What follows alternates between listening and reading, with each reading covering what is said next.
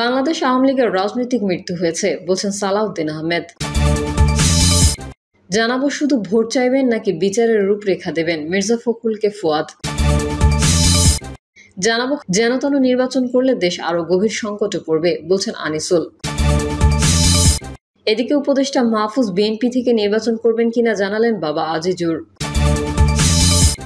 জানিয়ে দেব চাঁদাবাজ সন্ত্রাসীদের বিরুদ্ধে আরেকটি যুদ্ধ করতে হবে বলছেন হেলাল উদ্দিন। এবং সর্বশেষ জানাবো খালেদা জিয়াকে বাদ দিয়ে দেশের ইতিহাস লেখা যাবে না বলছেন ডক্টর শাহাদাত। এতক্ষণ শুনছিলেন সংবাদ শিরোনাম, এবারে বিস্তারিত। বাংলাদেশ আওয়ামী লীগের রাজনৈতিক মৃত্যু হয়েছে বলছেন সালাউদ্দিন আহমেদ। বিএনপি স্থায়ী কমিটির সদস্য সালাউদ্দিন আহমেদ বলেছেন, বাংলাদেশে আওয়ামী লীগের রাজনৈতিক মৃত্যু হয়েছে। জাতিসংঘের মানবাধিকার কমিশন রিপোর্টে হাসিনা গণহত্যাকারী হিসেবে প্রমাণিত হয়েছে। বিএনপির স্থায়ী কমিটির সদস্য সালাউদ্দিন আহমেদ বলেন, আওয়ামী লীগ রাজনৈতিক দল নয়, সন্ত্রাসী গোষ্ঠী, তাই সন্ত্রাস দমন আইনে তাদের নিষিদ্ধ করা হয়েছে। আওয়ামী লীগের ডিএনএ গণতন্ত্র নেই উল্লেখ করে বিএনপি স্থায়ী কমিটির সদস্য সালাউদ্দিন বলেন, শেখ হাসিনা ভারতে পালিয়ে প্রমাণ করেছেন তিনি কোন দেশের লোক। যারা পিয়ার পদ্ধতি চায় তাদের উদ্দেশ্যে ভিন্ন উল্লেখ করে সালাউদ্দিন আহমেদ বলেন, তারা আসলে অন্য কিছু চায়। আসুন আমরা একসাথে বসি, কার কি দাবি শুনি। ফ্যাসিস্ট হাসিনা দেশকে করতরাজ্যে পরিণত করেছে উল্লেখ করে বিএনপির স্থায়ী কমিটির সদস্য আরও বলেন, সারা দেশকে কারাগারে পরিণত করেছিল। স্বাধীনতার 54 বছরও গণতন্ত্রের ফুল বিকশিত হয়নি। ডামি নির্বাচন দিয়ে শেখ হাসিনা দেশকে ধ্বংসের প্রান্তে নিয়ে গেছে। নির্বাচনী মৌসুম শুরু হয়ে গেছে জানিয়ে তিনি বলেন, মানুষ যাকে ভোট দেবে তিনি নির্বাচিত হবে, সেই দলই রাষ্ট্র পরিচালনা করবে।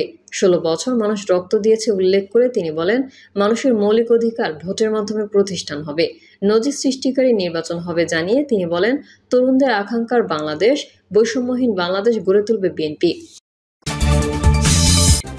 শুধু ভোট চাইবেন নাকি বিচারের রূপরেখা দেবেন, মির্জা ফখরুলকে ফুয়াদ। এবি পার্টির সাধারণ সম্পাদক ব্যারিস্টার আসাদুজ্জামান ফুয়াদ বিএনপির মহাসচিব মির্জা ফখরুল ইসলাম আলমগীরকে উদ্দেশ্য করে বলেছেন, শুধু বক্তব্য দেবেন, ভোট চাইবেন নাকি গুম হয়ে যাওয়া ব্যক্তিদের পক্ষে বিচারের রূপরেখা দেবেন।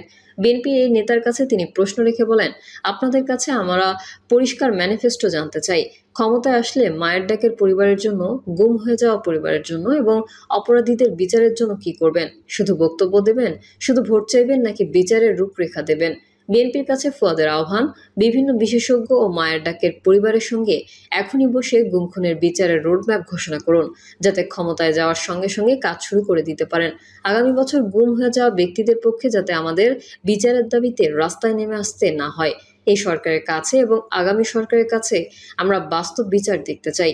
অন্তর্বর্তী সরকারের উদ্দেশ্যে ফুয়াদ বলেন, যাদের গুম হয়ে যাওয়ার বিরুদ্ধে দাঁড়িয়ে, লাশের ওপর দাঁড়িয়ে আপনারা ক্ষমতা নিয়েছেন, সেই সব গুম হয়ে যাওয়া পরিবারদের কান্না শোনার জন্য গণশুনানির আয়োজন করুন, অপরাধীদের বিচারের ব্যবস্থা করুন, গুম পরিবারের কথা শোনার জন্য এবং সেই আলোকে বিচারের জন্য সরকারের বিভিন্ন বাহিনী ও আমলাদের নিয়ে স্পেশাল ইউনিট গঠন করুন।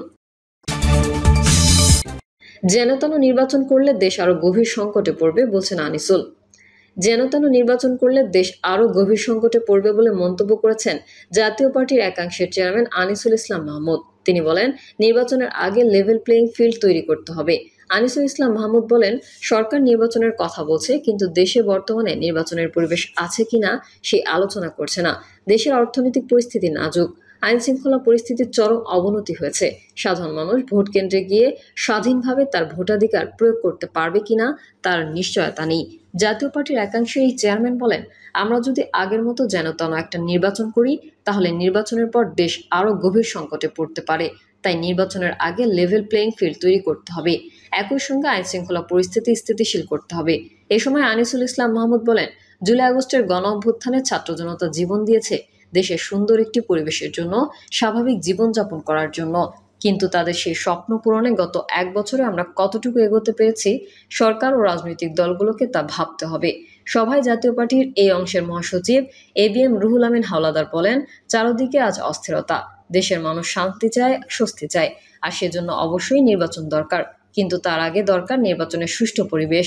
জাতীয় পার্টি সবসময় নির্বাচনমুখী দল, তাই আমরাও নির্বাচনে অংশ নিতে চাই। বর্তমানে দেশে নির্বাচনের সুস্থ পরিবেশ আছে বলে মনে হয় না। রুহুল আমিন হাওলাদার বলেন, আমরা নির্বাচনের জন্য মাঠে কাজ শুরু করেছি। এককভাবে নির্বাচন করব নাকি জোটগতভাবে করব তা সময় নির্ধারণ করবে। তবে জাতীয় পার্টিকে ছাড়া কেউ সরকার গঠন করতে পারবে না, সেটা নিশ্চিতভাবে বলতে পারি।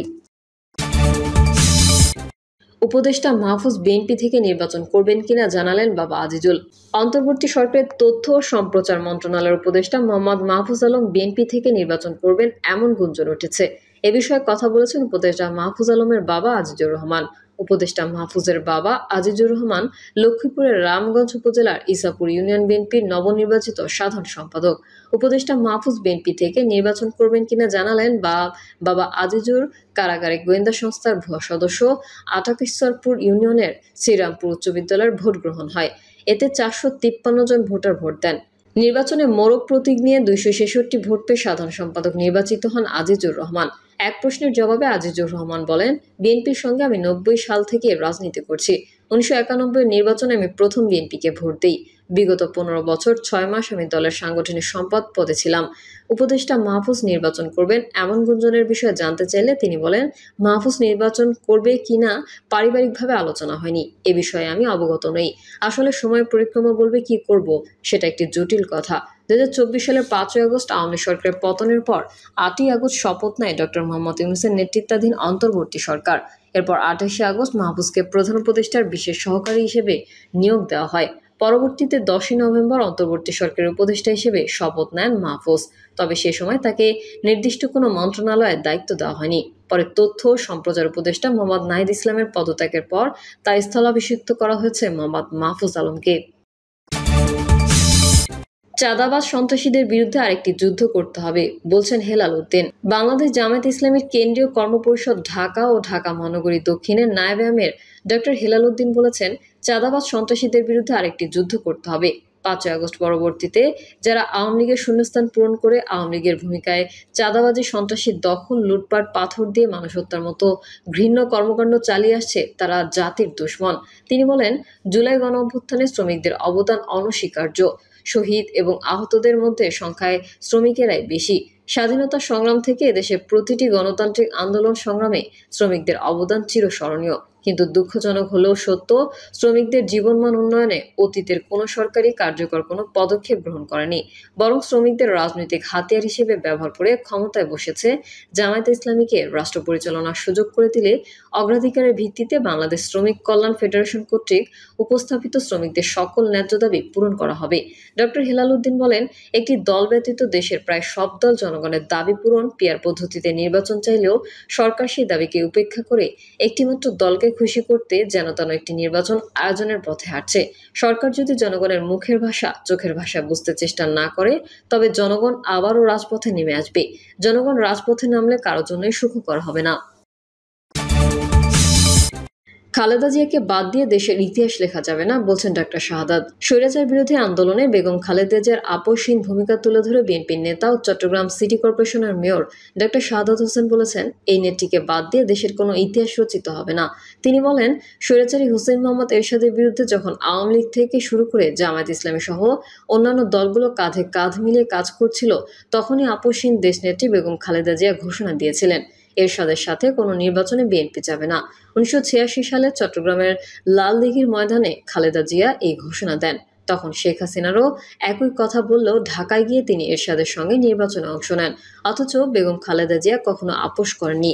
চশিক মেয়র বলেন, শেখ হাসিনা ও জামায়াতে ইসলাম নির্বাচনে অংশ নেওয়ার কারণেই এরশাদের ক্ষমতা দীর্ঘায়িত হয়েছিল। অন্যথায় এরশাদের পতন 1986 সালেই হতো। 1988 সালে আন্দোলনের মুখে এরশাদ নির্বাচনের ঘোষণা দিলে ছাত্র সংগ্রাম পরিষদ গঠিত হয় খালেদা জিয়ার নেতৃত্বের কারণে। এর পরপরই আন্দোলন জোরদার হয়। সে সময় আমি চট্টগ্রাম মেডিকেল ছাত্রদলের সভাপতি ছিলাম। প্রিয় দর্শক, এই ছিল এখনকার সর্বশেষ সংবাদ। আপডেট সংবাদ পেতে চ্যানেলটি সাবস্ক্রাইব করে বেল আইকনটি ক্লিক করুন। কমেন্টে আপনার মতামত জানিয়ে আমাদের সাথেই থাকুন। ধন্যবাদ সবাইকে। আল্লাহ হাফেজ।